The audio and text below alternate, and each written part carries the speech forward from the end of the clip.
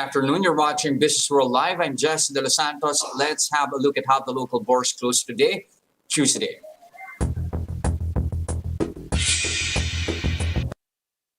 All right, even on the heels of bleak economic numbers, both real and projections, the main index today still managed to eke out gains. Shares were up 0.7% to 6,809.72. Not once did shares inch lower today despite employment figures reversing previous gains here.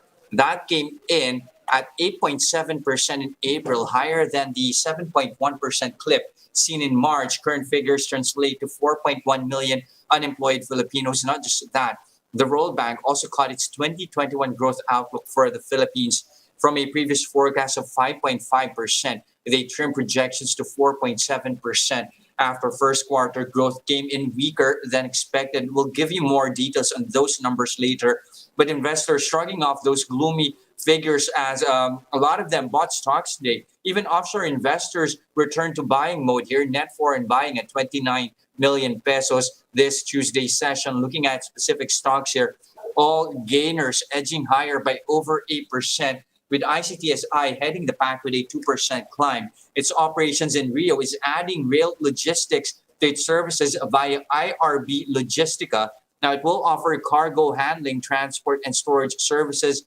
ICTSI is still the PSEi's best performer to date, now at 149 pesos and 90 centavos a share. Now, JG Summit also in the green, as you can see right here, after it joined other conglomerates in inking the share pact on the new Clark Airport International Airport Terminal. Now, under the pact, JG Summit will be holding a 33% stake, with Philinvest having 42.5%.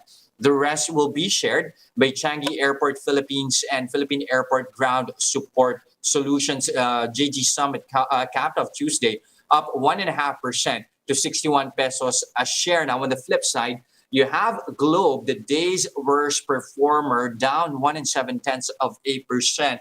Another conglomerate also in the red, San Miguel. That's after it said that it will pay cash dividends at 35 centavo per share dividend. Other than that, the conglomerate said it sees sustained recovery from the pandemic this year. It also plans to set up a university at the Bulacan Airport project. SMC now at 116 pesos and 30 centavos a share. Now, also ending the day in the red is the other telco giant here, PLDT. It's now at 1,314 after a 0.7% drop ahead of its annual stockholders meeting this afternoon. I mean, that meeting's already underway. We'll try to give you details as they come along. One News, of course, will be keeping track of that stockholders meeting. We'll try to give you more updates during the news day.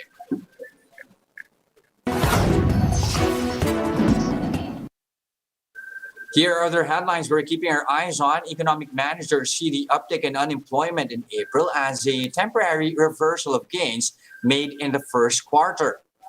The government's economic team said the latest unemployment print just shows the tight link between labor market outcomes and the level of restrictions placed.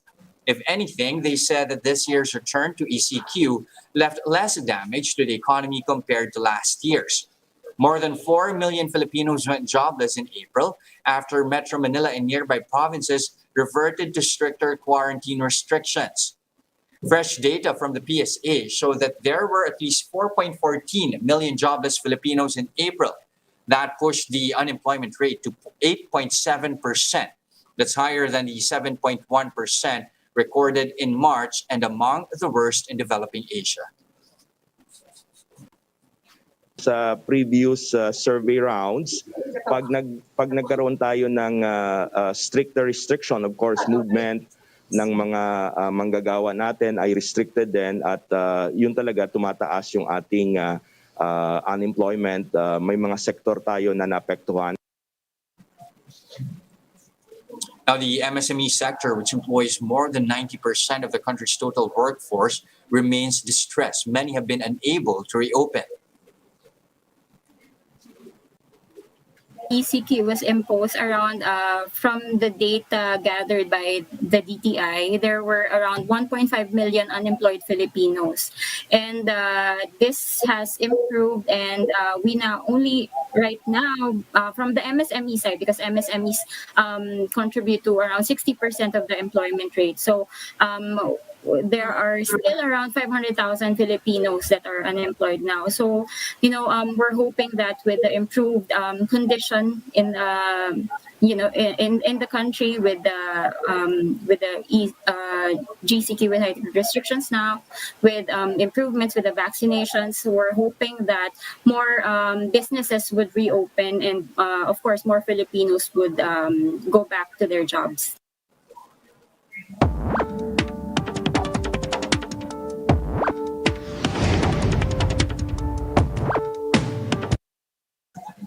All right, there's been a growing call among lawmakers from both chambers for a revocation of a new BIR regulation, which will hike income tax on private schools from 10% to 25%. But should RR5 2021 push through, what does this mean for private educational institutions? Let's find out from Coordinating Council of Private Education Associations of the Philippines Managing Director, Attorney Joseph Estrada. Good afternoon, Attorney Estrada. Good afternoon, Jes. Good Okay, afternoon so with you. first things first, were private schools even consulted before the BIR order was crafted or was made part of the order? What was the rationale as well that at least reached you, the sector? Well, we have not been consulted on this.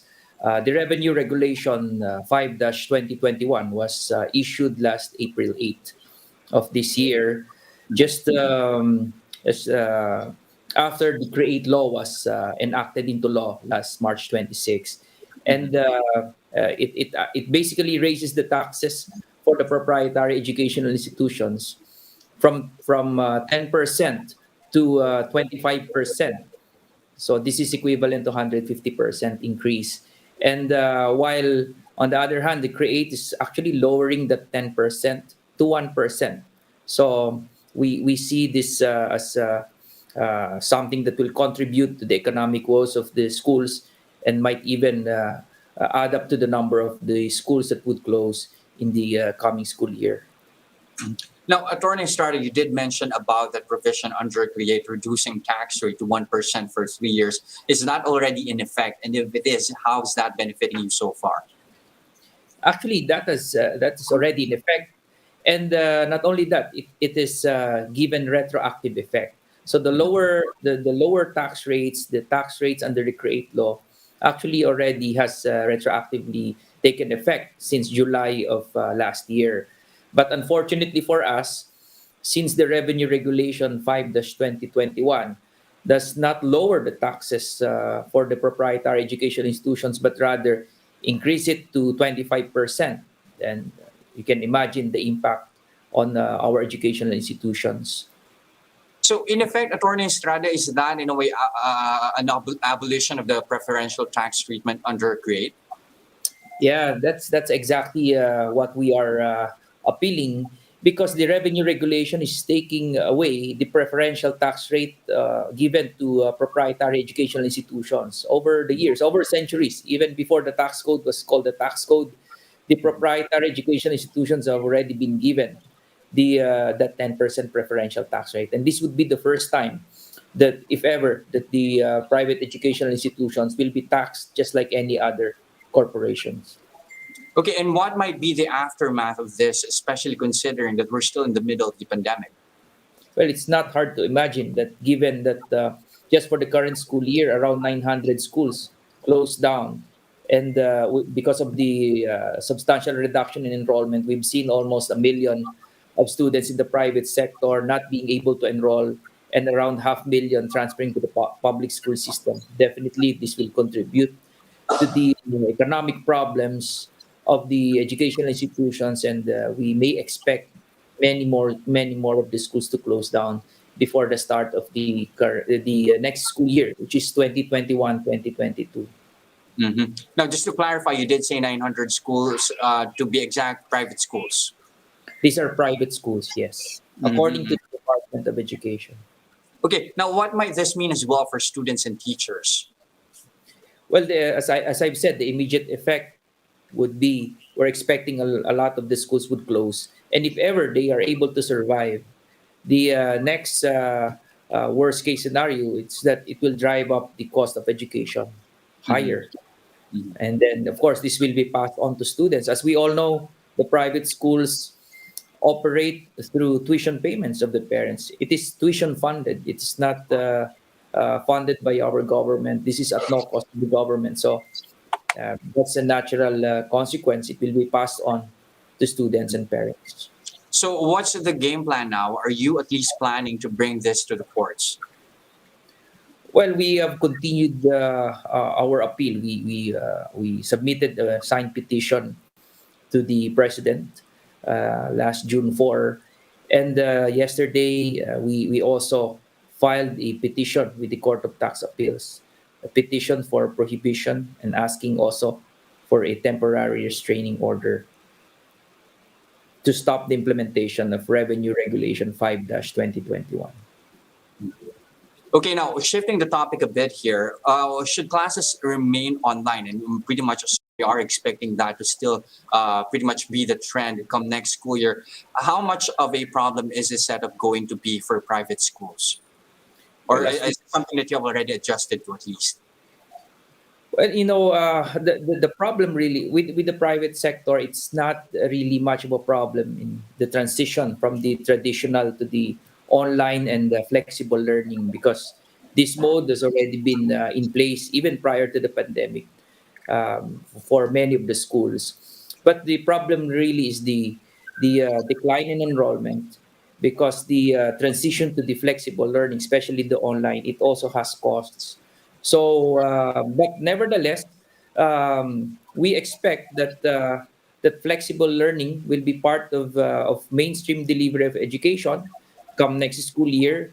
And but we have seen so far that especially for higher education, there will be a limited rollout of face-to-face for certain programs and also for students belonging to the higher age groups. But definitely for basic education, we don't see an immediate transition from the flexible learning to face-to-face anytime soon because of the um, probably the parents also the lack of confidence and acceptance given our situation now with the health crisis. Are there any particular relief that private schools are looking for, at least before the next school year starts? Actually, if we're talking about relief directed to the schools as institutions, this is exactly what we were expecting the policy intervention through tax relief. Because apart from this, there's been no direct assistance to institutions, but rather assistance to students. We've seen that in Bayanihan 2, and also assistance to school personnel in Bayanihan 2 and also in Bayanihan 1. So this is the first time actually that we actually received a direct policy assistance or intervention through the Create Law. But unfortunately, what the Create Law has given us, the Revenue Regulation 5-2021 is taking away. Again, you have, of course, private schools still up in arms over that regulation from the BIR increasing tax on private schools. Thank you very much for your time this afternoon, COCOPEA Managing Director, Attorney Joseph Estrada. Thank you, sir. Thank you, Jess. Good afternoon. Okay, before we cap off the day's broadcast, again, earlier in the day, earlier during this afternoon's broadcast, we did mention about PLDT's annual stockholders meeting.